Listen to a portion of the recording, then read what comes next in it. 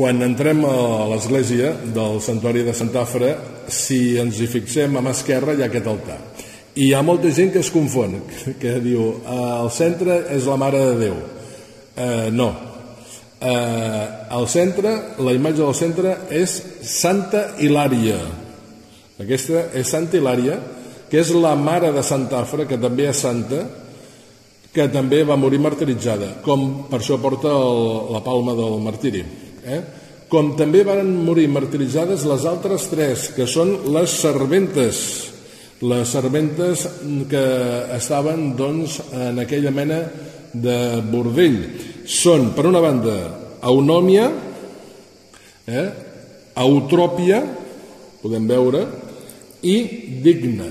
Aquestes són les tres servents que estaven en aquella casa de companyia, podríem dir, i al mig Santa Hilària.